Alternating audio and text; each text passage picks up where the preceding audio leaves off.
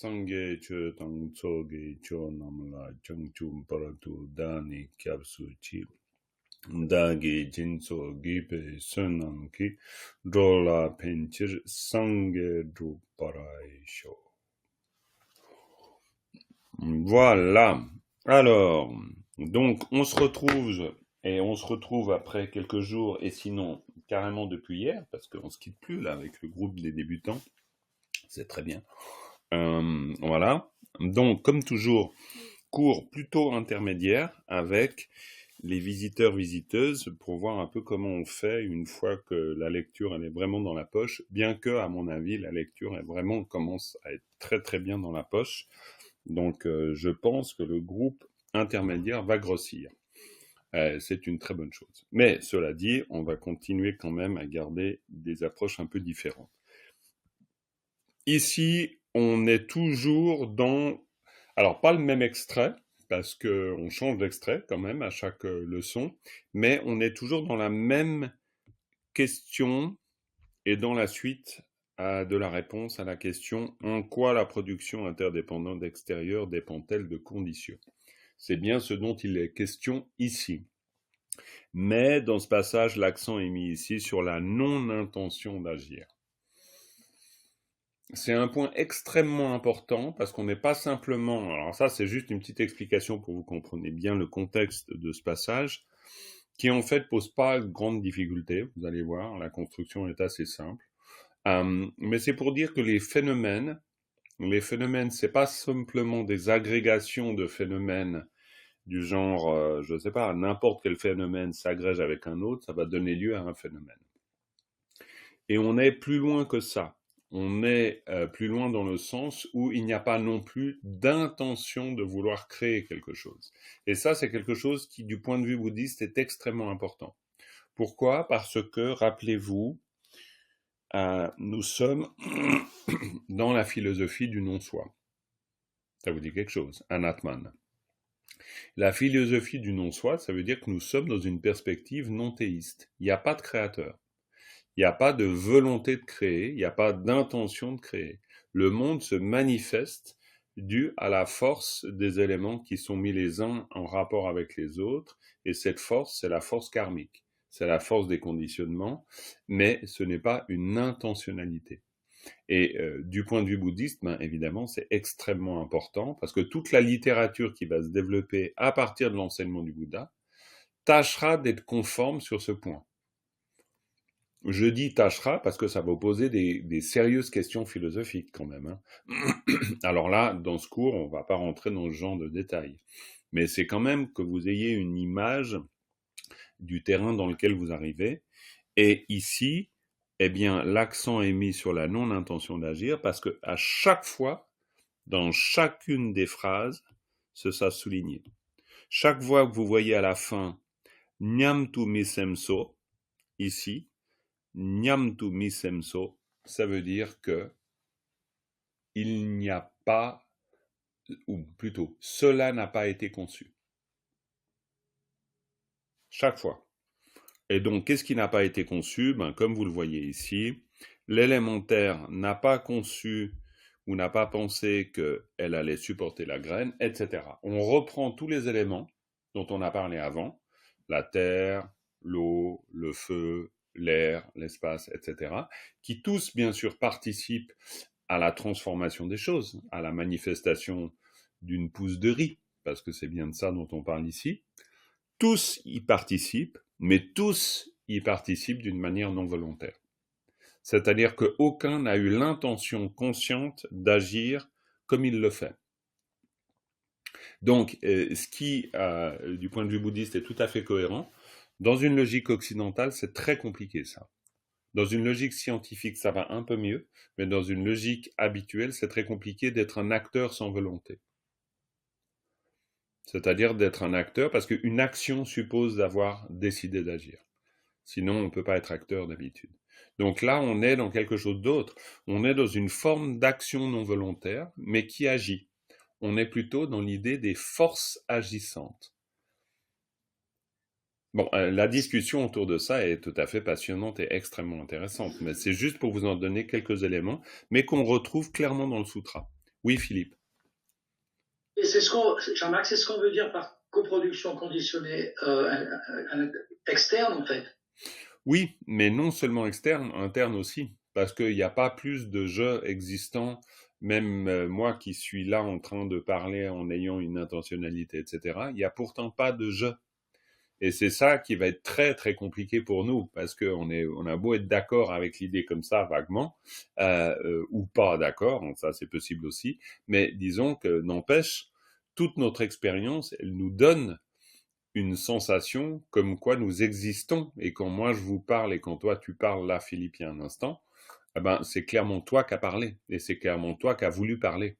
Et donc, c'est pas la moindre des choses que de réussir à rendre plausible un enseignement qui vient nous donner une explication qui va à l'encontre de notre sensation. D'accord? Parce que c'est quand même énorme. Parce que dire il n'y a pas d'acteur, comme ça l'idée c'est sympa, mais de dire non, il n'y a pas de Philippe et il n'y a pas de Jean-Marc, c'est-à-dire il n'y a pas de Jean-Marc qui est en train de répondre à Philippe, ça c'est une autre paire de manches. C'est une grosse paire de manches. Je veux dire, c'est un immense enjeu philosophique, mais qui s'établit sur la base de ce qu'on est en train de voir ici. C'est pour ça que ce sutra est un sutra extrêmement important. Le sutra de la pousse de riz, c'est... alors voilà, là on l'aborde du point de vue de la grammaire tibétaine, de la lecture, tout ça, mais en même temps, on est en train de créer un lien. Bon, alors ça, c'est ma casquette très bouddhiste qui vous parle, mais on est en train de créer un lien avec la profondeur d'un enseignement dont on mesure pas d'ailleurs la profondeur, parce que c'est vraiment à travers ce sutra. Si vous reprenez les premiers éléments du sutra, de l'extrait du sutra, quand le Bouddha nous dit si on comprend ça, on comprend le Dharma, on comprend le Tathagata, on voit tout en fait. On accède à la connaissance. Donc il y a quelque chose de très ultime dans ce sutra, qui est absolument magnifique. Voilà, ça c'était juste pour vous dire, vous faites pas des efforts pour rien quand même. Ça vaut la peine. On connecte avec quelque chose de très précieux.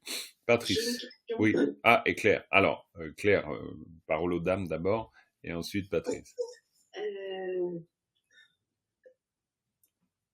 Peut-être, enfin, je sais pas, hein, c'est pas. Les éléments n'ont pas un système de perception qui leur permet de percevoir ce qu'elles font, alors que nous, êtres humains, on a nos 5 sens qui nous permettent de percevoir que Philippe parle à Jean-Marc et vice-versa.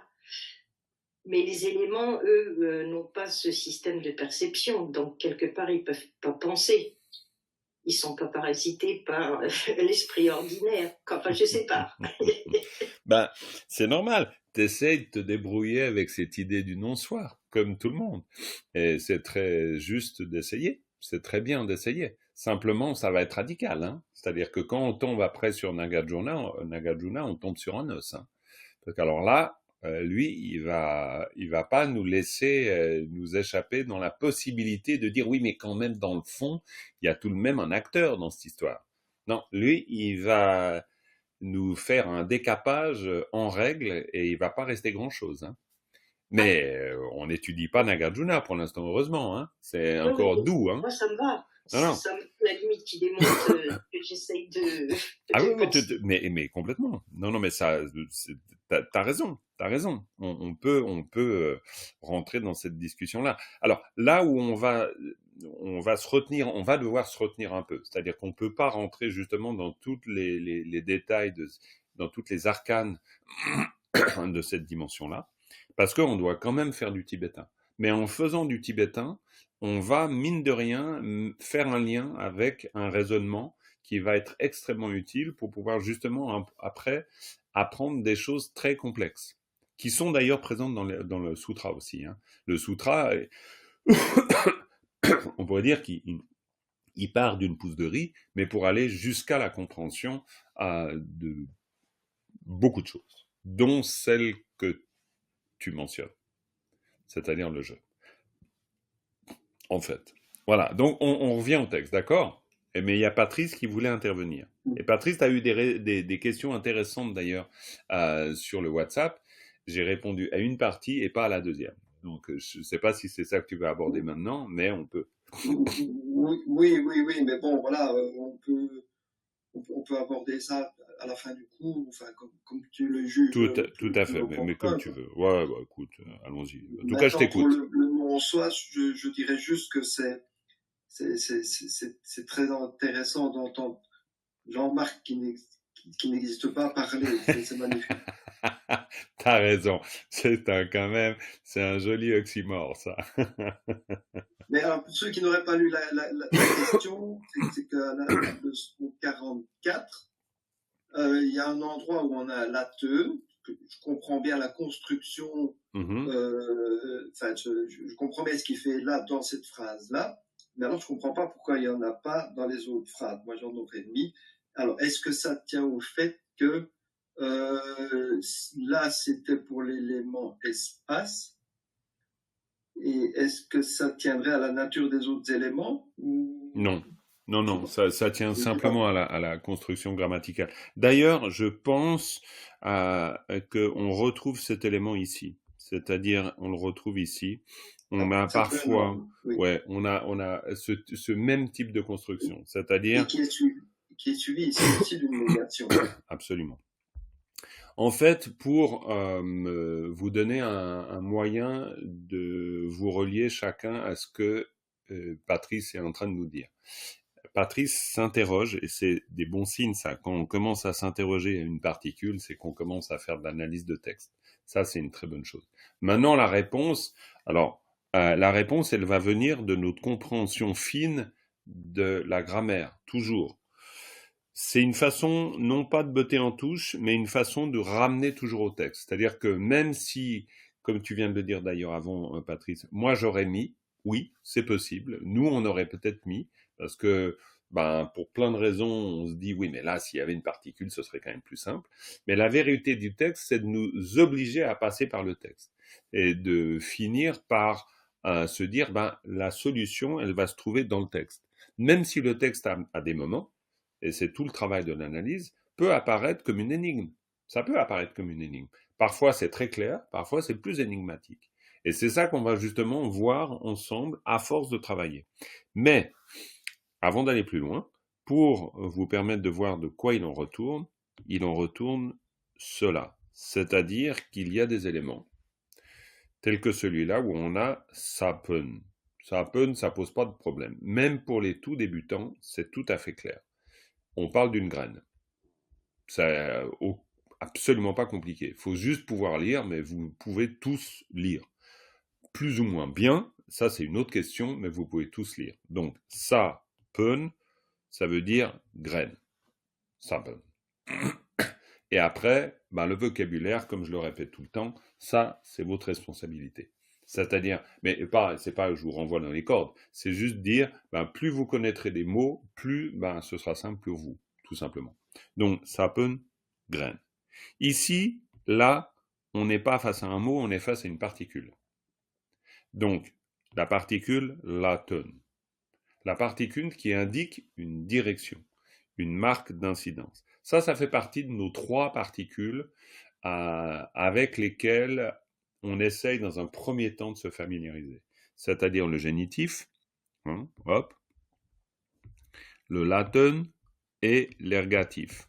Bon, c'est moche mis comme ça, mais ça veut dire que si je reprends mes petites notes, voilà, donc ça veut dire que nous avons une particule, attends, je vais mettre un peu plus gros parce que là ça va pas le faire, voilà, nous avons une particule qui ressemble à ça serait un génitif, d'accord, qui est tout à fait équivalent à une particule, la même, qui peut s'écrire sous cette forme, pareil, ça c'est un génitif. Nous avons une autre particule qu'on appelle un ergatif ou instrumental, et qui s'écrit sous cette forme-là, d'accord, et qui est d'ailleurs tout à fait équivalent avec par exemple, avec cette forme. C'est pareil. Alors là, j'ai l'air de considérer que c'est évident pour vous. Alors, c'est là où intérieurement vous vous dites non, mais bon, c'est quand même pas si évident. Je suis d'accord. Mais pourquoi je considère que c'est évident? C'est pas parce que je suis persuadé que vous connaissez toutes les formes du génitif, toutes les formes de l'ergatif instrumental, mais c'est pour dire que de toute façon, on va y revenir encore et encore et encore et encore, et que vous allez finir par vous dire ah oui, c'est vrai, on l'a dit, je l'ai entendu, l'ergatif instrumental, qui est la marque de l'action ou d'un acteur, si on veut, elle est morphologiquement variable. Voilà. Et au moment où je vous dis morphologiquement variable, vous vous dites, c'est vrai que j'ai déjà entendu ça. Ok? Donc, il faut simplement ensuite, et là, je vous laisse vous responsabiliser par rapport à ça, vous avez deux choix. Soit vous apprenez par cœur les formes du génitif morphologiquement variable, les formes de l'ergatif instrumental de même morphologiquement variable, soit à force d'étudier dans le texte, et ça va très bien aussi, ben vous repérez ces différentes formes, et en les repérant dans le contexte vivant d'un texte, vous finissez par les apprendre. Les deux sont possibles. Ça, c'est comme vous voulez. Mais théoriquement, nous avons donc le génitif, nous avons l'ergatif instrumental, et nous avons un laton. Et un laton, c'est simplement une particule comme ça. Simplement, cette particule est aussi morphologiquement variable, ce qui fait que vous l'avez sous la forme de surarutu nalatu. C'est-à-dire que vous avez cette forme, surarutu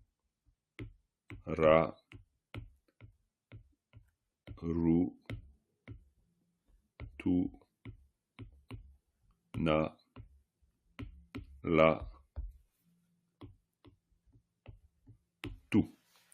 Donc, surarutu nalatu. Bon, bref, voilà. Ça, c'est simplement pour dire que nous avons donc trois particules majeures qui nous intéressent au début. Parce que, pourquoi majeures? Elles ne sont pas plus majeures que les autres. C'est simplement qu'on les voit souvent. Donc, c'est la seule raison qui fait qu'on en parle un peu plus au début. C'est tout. Donc, ici, pour revenir à notre élément, sapen, graine et la.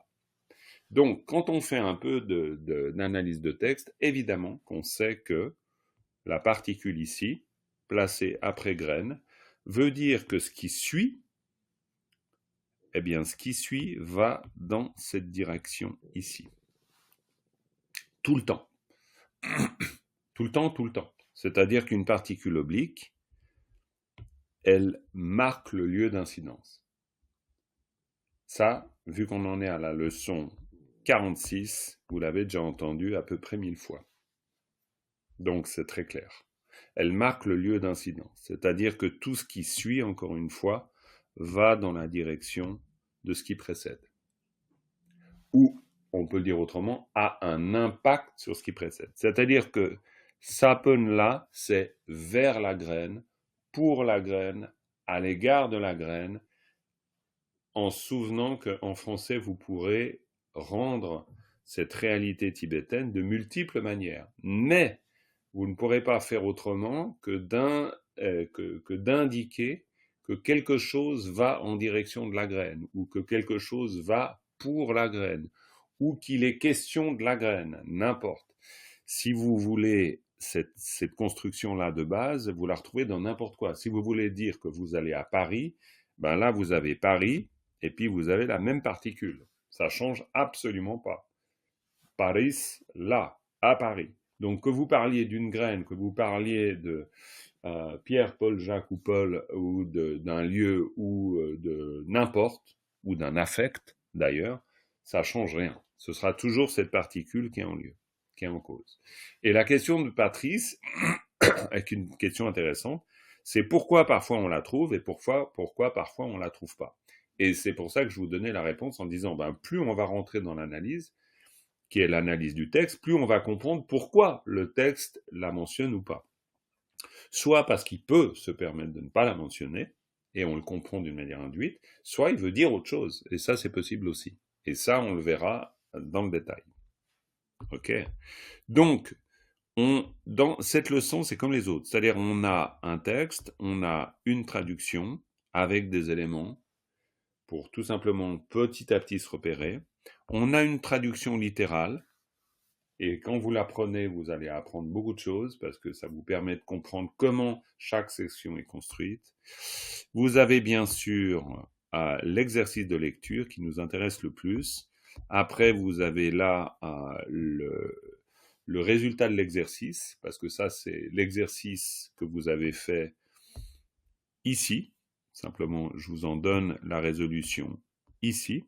Puis après, vous avez le vocabulaire. D'abord une analyse grammaticale, qui est un rappel encore de tous les éléments, et puis après un vocabulaire. Mais notre terrain de jeu, c'est ça. Ça, c'est notre terrain de jeu. OK? Alors, Joël, tu as levé la main. Excuse-moi, Ouais. j'étais un peu long, mais je t'ai pas Non, oublié. mais c'est toujours super intéressant. Déjà, un grand merci pour toutes ces pages d'analyse grammaticale. Moi, je trouve que ça m'a simplifié beaucoup. À chaque fois, ça fait des rappels. Donc, c'est vraiment super. Tant mieux. Je suis réjouie de voir avec mes codes couleurs comment je repère maintenant les différentes particules. En anglais peut-être, mais en tout cas, je trouve que c'est Bravo. vraiment chouette. Et donc, sur le premier vers, mais ça revient sur les autres vers aussi. Est-ce que tu pourrais nous donner, en fait, quelques astuces pour comprendre dans l'ordre des verbes qui viennent, notamment des verbes qui se ressemblent, voilà, dans quel sens on les prend? Parce que si j'ai regardé la traduction littérale que tu avais fait, et j'avais du mal à m'y retrouver. Je comprends bien en prenant moi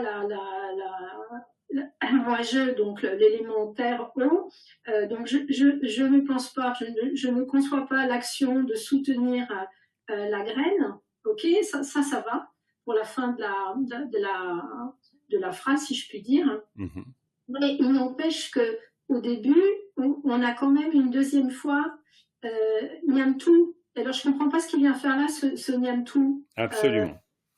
Alors, très bien. Alors, écoute, ça c'est parfait parce que c'est un peu la même réponse que je viens de faire avant à Patrice, mais non pas du tout pour évacuer la question.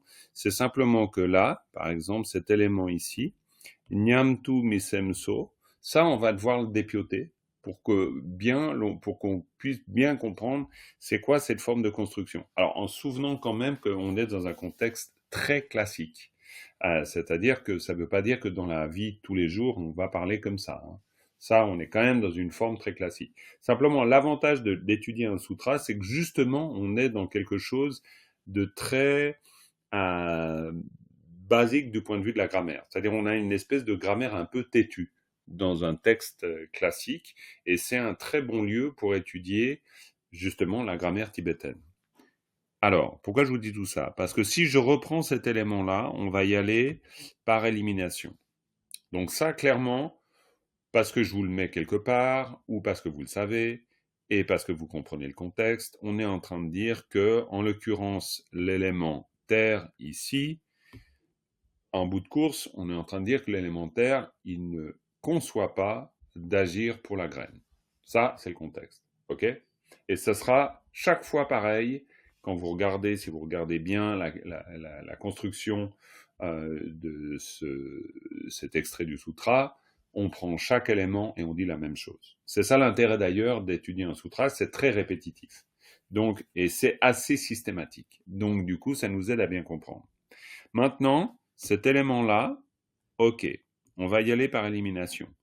La fin, ici, so, c'est une particule finale. C'est une particule finale parce que alors là, on n'a pas grand-chose à dire sur une particule finale, si ce n'est qu'une particule finale indique vraiment la fin. Attention, une barre, ici la barre, n'indique pas la fin d'une phrase.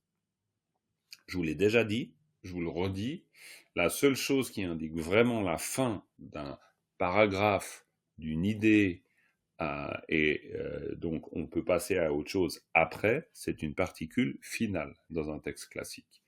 La barre n'indique rien de ce genre. Alors que pour nous, un point peut éventuellement signifier la fin d'un paragraphe. Mais pas toujours. On est bien d'accord. Donc, so, très bien. Pourquoi so? Parce que la lettre qui précède, c'est un sa. Donc là, il n'y a franchement pas grand-chose à dire. Maintenant, sem, c'est un verbe. C'est le verbe penser, tout simplement. Et Nyam, c'est aussi un verbe qui... Alors, c'est pas tout à fait le verbe penser, c'est le verbe concevoir. C'est vrai, il n'y a pas une immense différence entre les deux. Ça, c'est clair. C'est un peu comme une espèce de redite. Hein. Là, on insiste pour dire il ne pense même pas en concevant que. Hein. C'est du genre, il n'a même pas conçu qu'on pouvait penser. Hein. C'est ce genre de construction. Ou même en français, on peut être parfois un peu redondant parce qu'on veut vraiment insister pour dire il n'a même pas eu la moindre intention de penser qu'il fallait agir. Quoi. Voilà. Alors qu'on pourrait très bien dire il n'a pas voulu agir. Point. Mais on veut insister. Donc là, on insiste. Ok, on a un élément sem, qui est un verbe, dans ce contexte. Pourquoi je dis un verbe dans ce contexte? Parce que sem, si vous avez un peu de vocabulaire, je suppose que vous en avez un peu, sem, ça veut dire l'esprit. Et pour la plupart d'entre vous, ça vous dit quelque chose. Sem, l'esprit. On entend tout le temps parler de sem. Mais sem, c'est l'esprit, mais dans ce contexte, c'est un verbe. Et comment on sait que c'est un verbe? Parce qu'on a ici mi, sem. Et mi, sem, mi, alors là, de nouveau, il faut le savoir, ça fait partie de notre travail de repérage, c'est indiqué. Mi, c'est une négation. Donc, si on veut nier un radical verbal, c'est-à-dire penser, eh bien on dit misem, non penser. Tout simplement. C'est très simple en tibétain. Si vous voulez dire ne pas dire, lab étant le radical verbal pour dire, vous dites milab. Si vous voulez dire ne pas aller, jo étant le verbe aller, vous dites mijo. Ça ne veut pas dire encore une fois que dans la langue parlée, vous direz les choses d'une manière aussi carrée, parce que peut-être que vous les direz avec un petit peu plus de nuance, etc., dans une autre forme, mais dans les textes classiques, mi, sem, c'est très simple. C'est négation plus radical verbal est égal non-action verbale. On ne pense pas. Mi, sem, so. Ouais. J'ai une question, donc pas de pensée et pas penser, le verbe, ce sera écrit pareil ou pas? Alors c'est ça qui est particulier. C'est pour ça que ici c'est le verbe et c'est pas la pensée. Parce que si on voulait dire la pensée, on ne dirait pas mi sem. On dirait sampa. On parlerait d'un autre mot. Parce qu'on nominaliserait. Quand on a un radical verbal reste un radical verbal. Si on veut passer d'un radical verbal à un substantif, donc une pensée, ça veut dire que le verbe penser doit être nominalisé. En tibétain, on va l'écrire en disant sampa. Donc on nominalise le verbe. D'accord? Une pensée est une nominalisation du verbe penser. Et pas, c'est peut-être une question idiote, donc pas, c'est c'est pas idiot. C'est pas idiot du tout. C'est pas de pensée, pas? Alors, non. Ah mais d'accord. Ok, ouais, non, alors là c'est du Raymond DeVos du coup. Non, mais parce que le pas dont je parle, c'est pas le pas de pas, c'est le pas de pas. Non, c'est pour ça que je dis c'est du Raymond DeVos. Non, tu vas voir pourquoi je m'amuse avec ça. Parce que ici, un nominalisateur, c'est une lettre tout simplement pas. Tout simplement. Et la négation, c'est mi. D'accord? Donc, si on disait mi, sam, attends.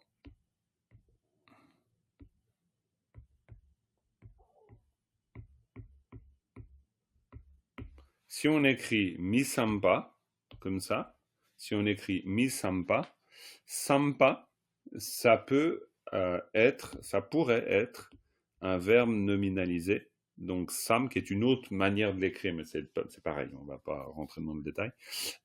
Donc sampa, c'est le radical verbal penser qui est nominalisé en pensée. Donc mi sampa, ça pourrait à la rigueur signifier, pour nous qui lisons, ce n'est pas une pensée. Mais la manière d'utiliser la négation, même si ça reste une négation, ça ne sera pas tout à fait la négation pour dire il n'y a pas de pensée. On utilisera une autre construction. Mais on sera quand même dans l'idée d'une négation de quelque chose qui a été nominalisé. La force de la particule pas, c'est de nominaliser un radical verbal. Toujours. Et ça fait partie de notre travail de repérage. Travail de repérage, c'est-à-dire que chaque fois ici qu'il y a une nominalisation, ici typique, il y en a une, hop, c'est une nominalisation. Pourquoi? Parce qu'il y a un pas. Automatiquement.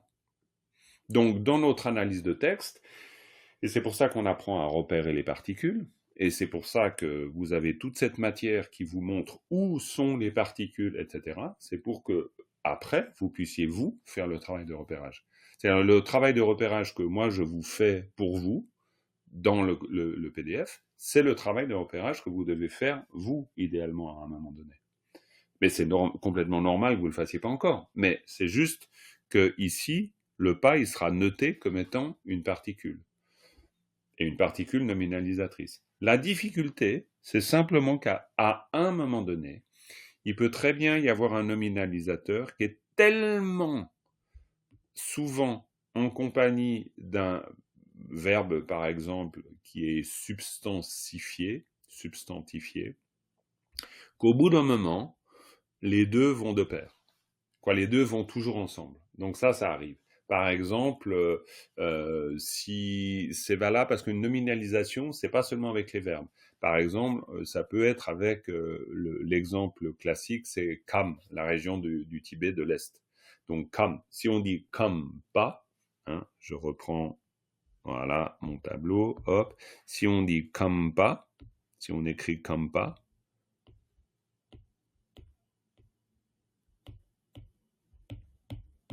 Khampa, ça j'ai écrit Khampa. Si on écrit Khampa, ben Khampa c'est le Kham, la région de l'Est, et pas la nominalisation. Donc Khampa, ça veut dire une personne qui vient du Kham, donc un Khampa.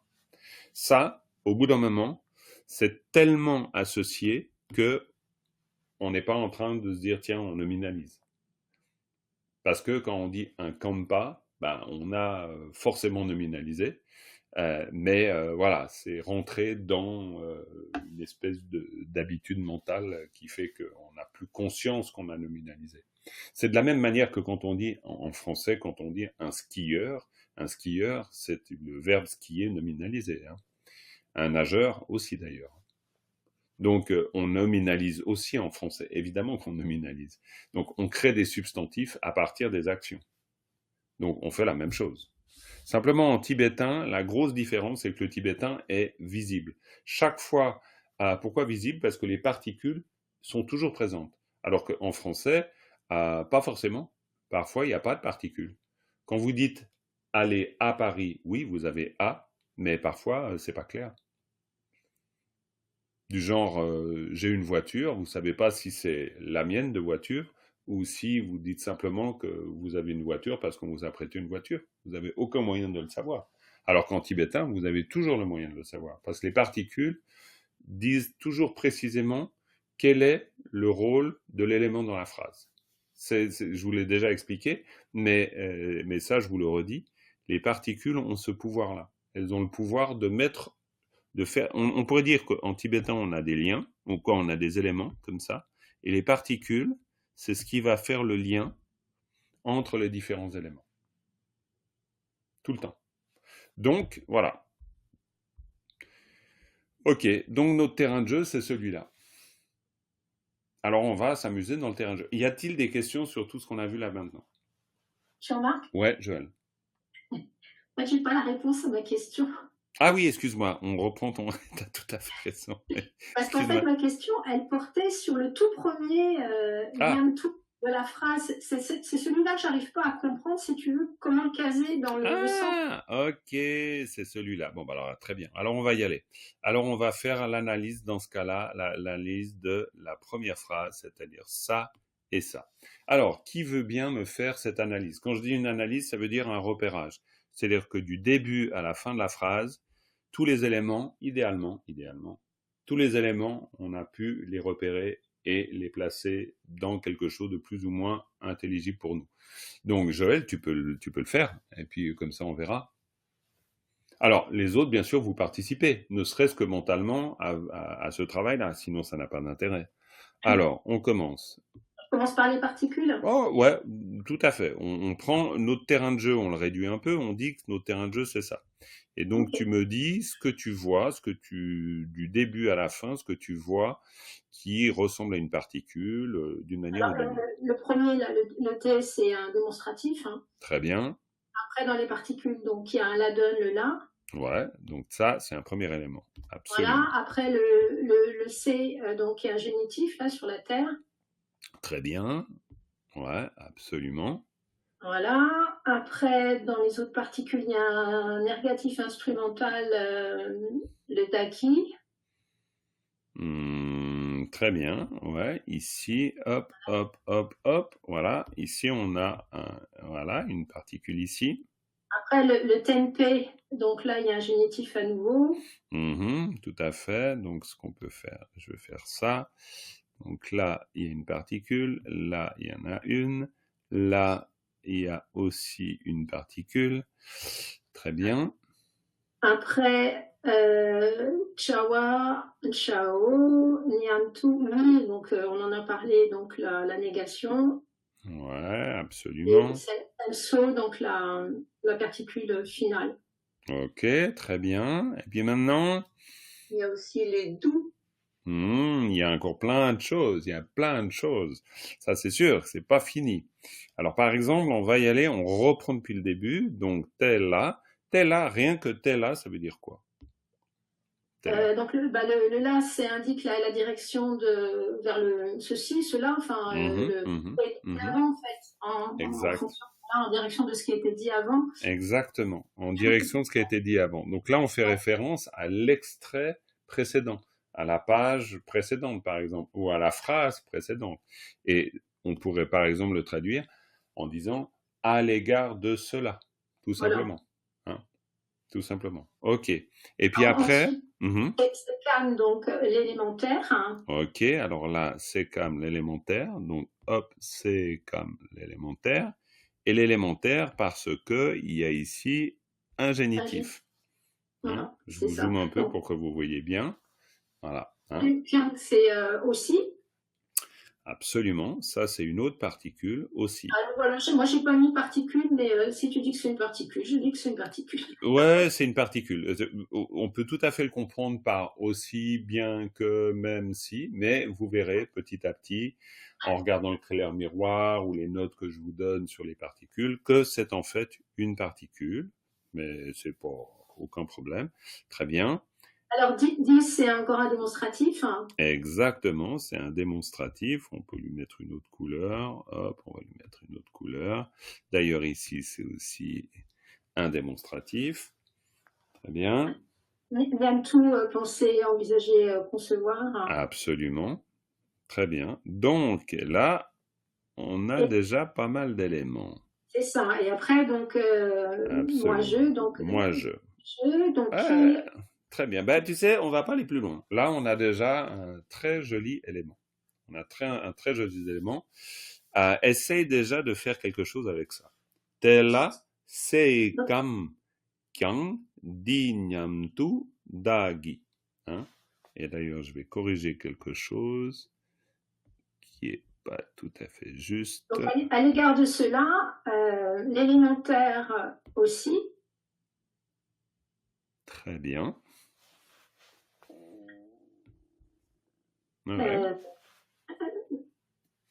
Alors, je serais tenté de dire envisage ceci. Ouais. Dinyamtu. Envisage ceci. Un point. Exactement. Moi, donc. Moi, et puis quelque chose. Tout à fait.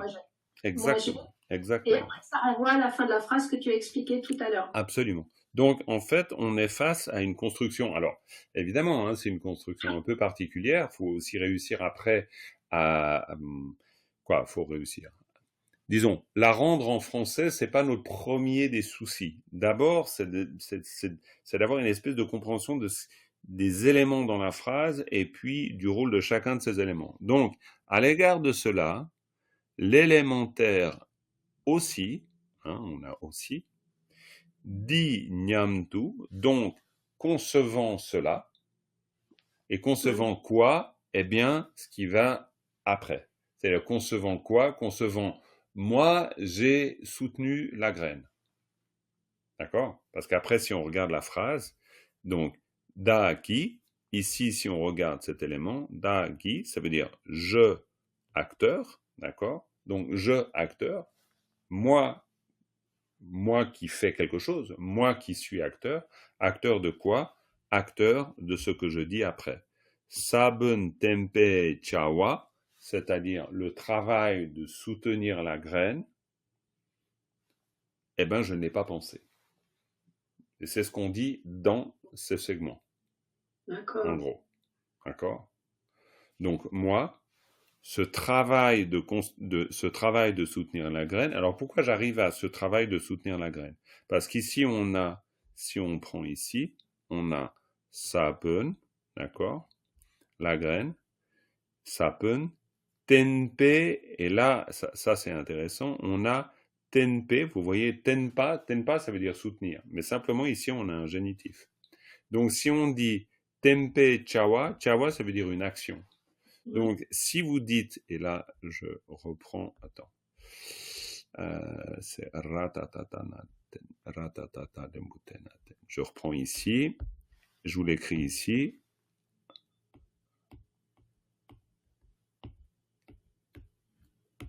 J'écris très mal parce qu'avec mon stylet, c'est pas évident. C'est bien, j'ai des excuses. Et puis après, voilà, chawa. Ok. En tibétain, voilà. C'est vraiment moche, mais c'est pas grave. Tempe chawa. Tempe chawa. Tenpa, c'est soutenir, c'est le verbe soutenir. Ici, ok. Génitif, et ensuite, le mot action. Donc, l'action de soutenir. Alors après, bien sûr qu'en français, l'action de soutenir, ça fait un peu bizarre dans la formulation. Donc, je ne sais pas, après, il faut trouver une manière de le formuler. Mais, encore une fois, ce n'est pas notre problème à nous. On n'est pas en train de faire de la traduction. On est en train d'essayer de comprendre comment le texte se construit. Donc, tempe chawa, c'est l'action de soutien. Donc, avant, on a daaki. Daaki, ça veut dire, devant, on a daaki. Et daaki, on a da.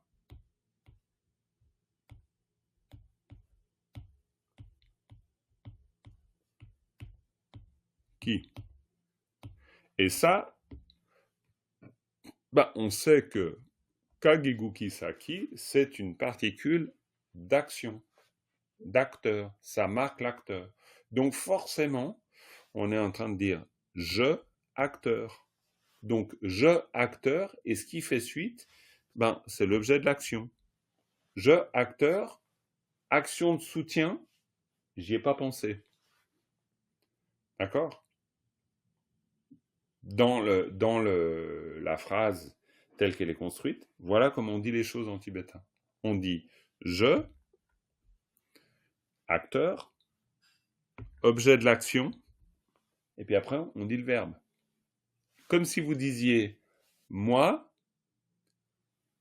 couper un arbre, je n'ai pas coupé. En français, on ne dirait pas les choses comme ça, on dirait je n'ai pas coupé d'arbre. Mais en tibétain, on dit je, couper un arbre, faire.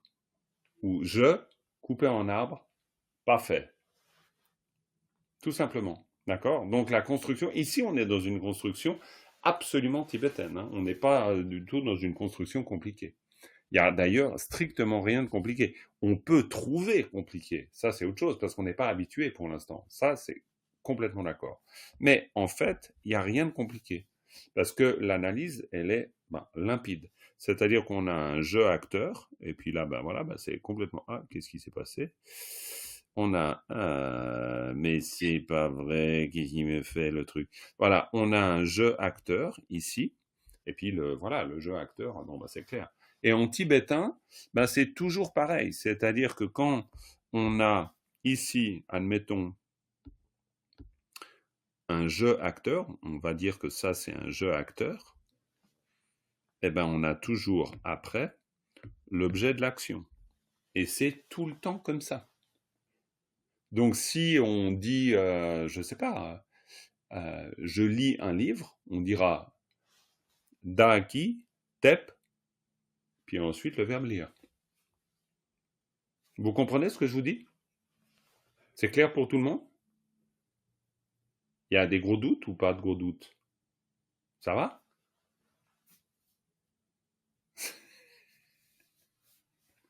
Donc voilà, je suis juste en train de vous rappeler une construction simple. Alors, bon, bien sûr, faut le prendre comme tel, quoi. Mais disons que c'est tout le temps comme ça, en même temps. C'est juste, ce que je suis en train d'essayer de vous dire, c'est que le sutra, bien sûr, on voit tout ce texte, on dit oulala, oulala, oulala, oulala. Alors, bien sûr, ce oulala de départ, on l'a forcément. Parce que, pourquoi on l'a? Parce qu'on n'arrive pas à mettre les débuts et les fins. On ne sait pas où sont les débuts et les fins. C'est pour ça qu'on l'a. Parce qu'au bout d'un moment, quand on a nos repères, ben, les repères, on les a. C'est-à-dire que, par exemple, on sait que tac, tac, tac, tac, tac, etc. Bon, tac, tac, tac, ou d'autres tac, tac, c'est comme vous voulez. C'est-à-dire que les éléments, on peut les organiser plus ou moins différemment. Mais on sait, parce qu'on a travaillé l'analyse, et c'est pour ça qu'on fait un travail d'analyse, on sait qu'il y a des éléments qui, eux, ne méritent aucun doute. Dagi, c'est l'acteur. Tout le temps. Tout le temps. Et si c'est pas da, ça sera autre chose. Mais ça sera pareil. Si c'est konki, ça veut dire il, elle, bah c'est pareil. La construction sera toujours pareille. Ce que je suis en train d'essayer de vous dire, c'est que quand vous voulez, en tibétain, exprimer l'idée que quelqu'un est acteur, eh ben vous faites comme ça. Vous mettez un mot, n'importe quel mot, plus une particule qui s'appelle ergative instrumentale. C'est la seule chose que vous ayez à faire. Et que cet élément soit un pronom personnel, que ce soit une chose, que ce soit un animal, n'importe, ça change rien à rien.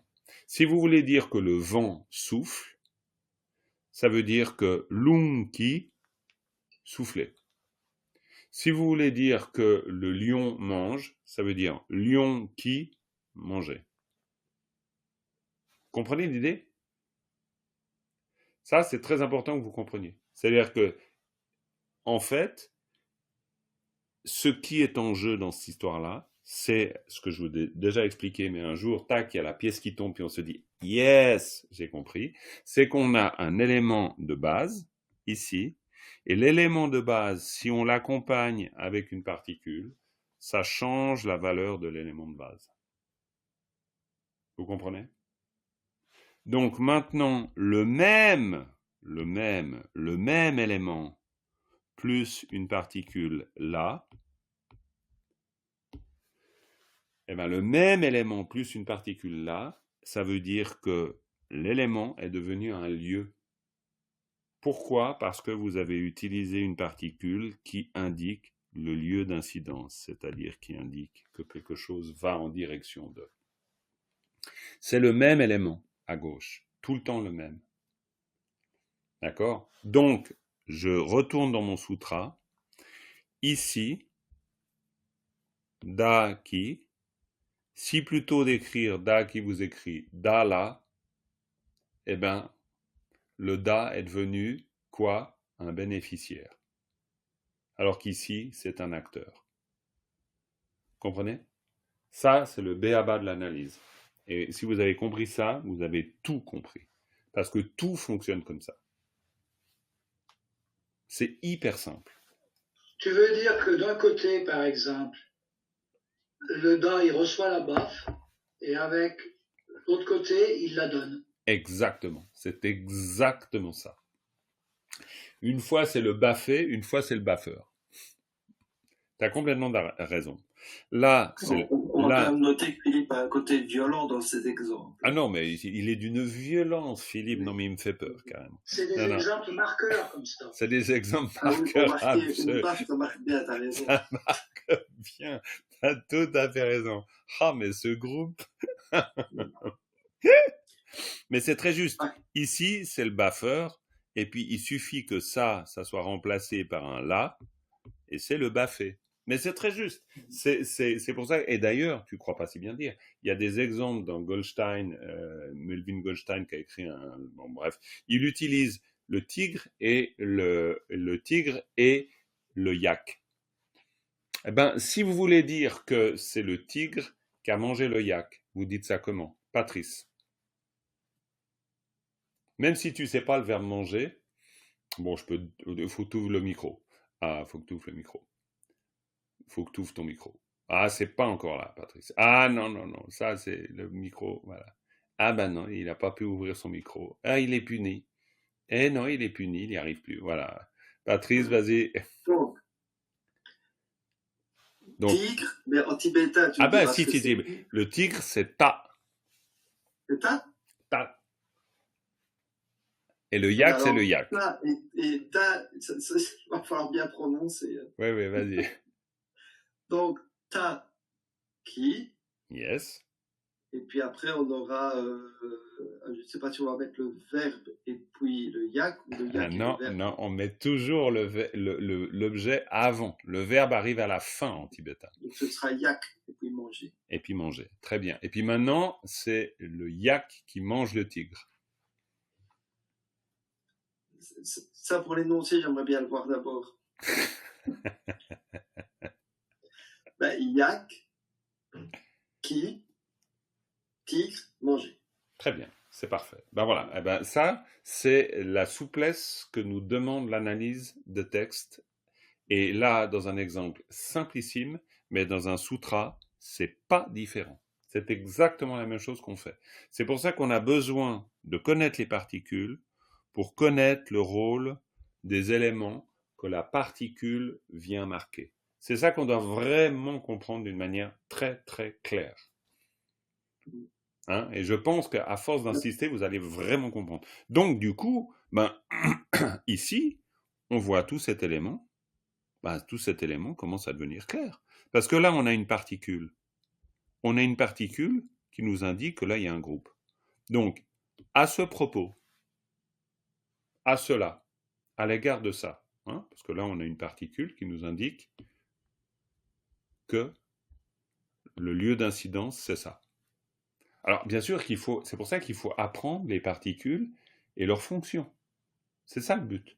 Quand vous avez appris les fonctions des particules, vous comprenez quel est leur usage dans la phrase, tout simplement. Donc là, vous voyez une particule là, vous savez qu'elle marque un lieu d'incidence. Donc ce qui précède, quoi que ce soit un long truc, un petit truc, un grand truc, on s'en fout de ça. Ça marque le lieu d'incidence, donc c'est certain. Et le lieu d'incidence, ça peut être un bénéficiaire. Donc ça veut dire, à l'égard de ça, ou ça peut être un lieu physique, l'élémentaire. Pourquoi je dis l'élémentaire? Parce que là, voilà. Alors, Dominique, tu nous dis pourquoi ici c'est l'élémentaire? Grammaticalement, donc, bien sûr. Elle se bat aussi avec son micro. Dis donc. Cette équipe. En cours de route, alors. Ouais, c'est de la faute à l'image. Ouais. Alors, Fabien, bien sûr, Fabien, à bientôt, belle journée. Il y aura le replay, pas de souci. Alors, pourquoi ça, c'est l'élémentaire? Parce qu'en français, on dit l'élémentaire. Oui, mais en tibétain, qu'est-ce qu'on dit? Donc, élément de terre. Oui, mais ouais, très bien, mais tu m'expliques les éléments. Quoi, tu m'expliques les éléments de la phrase. Il y a. Oui, parce que sinon, ça va pas le faire. Le A qui est le génitif. Absolument. Donc, la terre. La terre, elle est où? Elle est où? Ça. Voilà, on y arrive avec un génitif. Et puis ça, c'est quoi ça? Ça va vouloir dire élément. Oui, bien sûr que ça veut dire élément. Tu le sais, ça veut dire élément. Donc maintenant, comment on arrive à tac, tac, tac. Comment, à partir de là, on arrive à élémentaire.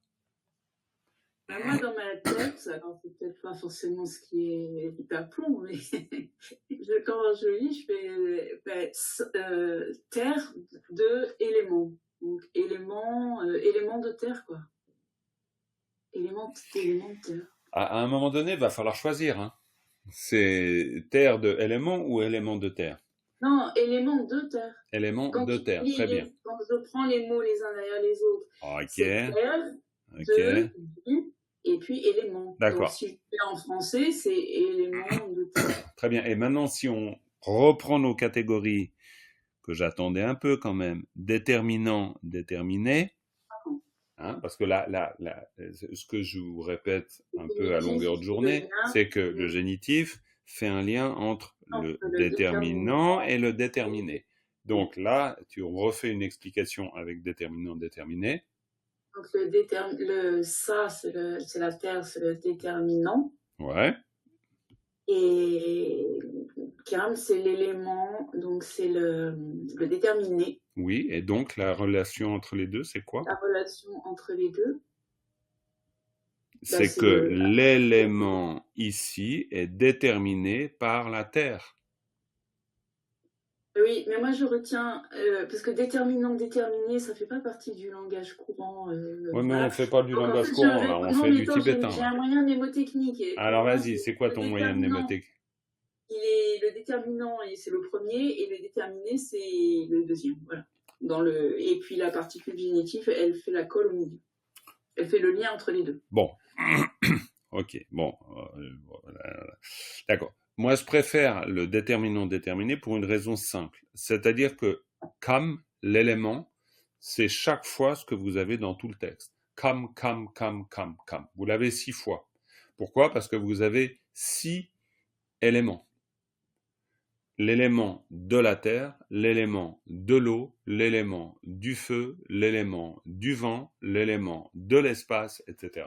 Et c'est pour ça que chaque fois, kam, c'est neutre. Mais ça devient un élément de terre parce qu'on a mis terre avant. Donc ça veut dire que cet élément, il est déterminé par l'élément terre. Et ensuite, l'élément est déterminé par l'élément vent, etc., etc. Bon, bref. Mais ça, c'est important que du coup, on puisse se dire, ça veut dire élémentaire. Mais on se dit que ça veut dire élémentaire parce qu'on a compris que agigui, c'est le génitif. D'accord? Alors, évidemment, c'est pour ça que plus on comprend le rôle des particules, plus le groupe de mots apparaît. Parce que c'est pour ça qu'on c'est pour ça qu'on apprend les particules. C'est pour voir se dessiner le groupe de mots. Parce que sinon, on ne le connaît pas. Mais si je sais que ça est une particule et que ça est une particule, eh ben, écoutez, j'ai pas d'autre choix. Ça, je sais que ça s'organise comme ça. D'accord? Parce que c'est automatique. C'est-à-dire que le génitif, lui, il a le pouvoir de lier deux éléments ensemble. Donc, je vois apparaître ma structure. Donc, à ce propos, l'élémentaire aussi, tac, tac, tac, tac, tac, tac. Oui, Patrice. Une petite idée pour l'exprimer autrement, on verra ce que tout le monde en pense. Donc, quand on a un génitif, la partie principale, c'est ce qui est à droite. Donc ici, c'est kam. C'est un groupe de mots où le principal, c'est kam, élément. Et on affine la manière de on affine. On le détermine, quoi. Qu'il veut désigner. On affine ce qu'il veut désigner. Oui. Avec l'élément à gauche. Ce qui est à gauche. Tout à fait. Ok. De toute façon, moi, je suis d'accord avec vous. À partir du moment où vous avez compris, ça me va. La règle, c'est déterminant, déterminé. Mais en même temps, c'est une règle, elle vaut ce qu'elle vaut. On est d'accord. On peut le dire autrement. C'est pas tout à fait faux. C'est bien. C'est très bien. C'est très bien. Le but, c'est que vous soyez clair. C'est-à-dire que quand vous voyez un génitif, automatiquement, dans votre tête, il y a X plus X. C'est ça qu'il faut voir. Toujours. Après, la valeur du X, elle est variable. La valeur du X est variable. Le X, il peut être composé d'1, 2, 3, 4, 20 mots. Et là, pareil. Pourquoi? Parce que vous pouvez toujours dire le grand port marchand de la ville du nord de l'Europe située aux confins de. Bah, n'empêche que vous aurez fait que une suite de génitifs. Hein. Je veux dire, votre génitif, il est au milieu. C'est le cheval blanc de ma grand-mère, de mon oncle. Donc, la valeur du X, c'est n'importe quoi. En termes de longueur, en termes de valeur, en termes de tout ce que vous voulez. Simplement, le génitif fait un lien entre les deux éléments. C'est tout simplement. Jean-Marc, le déterminant sera toujours neutre, quoi qu'il en soit. Toujours. Toujours. Et alors, la seule chose, c'est qu'après, vous finirez par apprendre que le déterminant, que le génitif, il est morphologiquement variable. Simplement, il prend différentes formes parce que c'est comme ça. Et au début, on dit parce que c'est comme ça. Puis après, on verra pourquoi. Mais il ne faut pas s'embarrasser avec cette histoire-là. D'accord ? Donc voilà, sur la base de tout ça, on n'a fait qu'une seule phrase. Hein, mais en faisant qu'une seule phrase, on a fait toutes les autres phrases. Parce que toutes les autres phrases sont construites sur le même modèle. Donc, ça ne devrait pas poser de grands problèmes. Donc voilà, si vous avez du courage à vous gratter le contenu de toute cette leçon et vous allez apprendre plein de choses. Et idéalement, la prochaine fois, vous revenez avec plein de questions. Ça vous va? Il ne faut pas nous inciter à regarder la traduction au début. En fait, il faut qu'on commence à cette page-là. Il ne faut pas qu'on commence à la première page. Très bien. Ah ben, je vais complètement réorganiser les leçons dans ce cas. Tu as raison. Ça serait la dernière, celle-là, en fait. Exactement. Tu as complètement raison. D'accord. Il y a d'abord la lecture, la grammaire, le vocabulaire et ça. Ok, d'accord. Je peux très bien construire dans l'autre sens. Si ça vous aide, moi, je fais ce que vous voulez. À partir du moment où ça vous aide, c'est mon seul objectif. Parce qu'il n'y en a pas tellement d'autres. Donc, volontiers. Ouais, on peut essayer. Si ça vous aide, allons-y comme ça. J'en marque un tout dernier petit mot avec le latin. Oui. Parce qu'on a encore le cas juste après ici. Mm-hmm. Est-ce que je peux penser que dans une phrase affirmative comme ça, il n'y a pas d'autre possibilité que l'action ne soit dirigée sur la graine? Et que quand il y a le moindre doute, on mettra le latin. Alors, on pourrait le dire comme ça. C'est-à-dire qu'on veut être absolument sûr. Pour ôter toute possibilité de doute, on met un latin. Parce que alors là, c'est hyper sécurisé. Un latin, tu peux pas tordre le truc d'une autre manière. À des moments, tu pourrais par exemple ne pas le mettre si c'est largement sous-entendu. Mais en général, dans un texte comme ça, il n'y a pas beaucoup d'éléments de sous-entendu. Mais on pourrait l'imaginer. Bon, je vais prendre comme ça pour le moment. Pour le moment, oui. Pour le moment, prends-le comme ça. Et on regardera en détail. Voilà. Alors, les amis, on va s'arrêter là avec une dédicace. Sonam di tamche zigpane tomne niebe janam pamjene kegana chimbala tupai sipe tsole drowa dolwar sho. Voilà, sho, puisse. Drowa, les êtres de loi libérés, chaud, puissent tous les êtres se libérer, etc. Mais bon, voilà, on peut faire du tibétain avec tout ce qu'on récite, et c'est le but du jeu ultime, bien sûr. Voilà, merci beaucoup d'avoir été là, et à bientôt.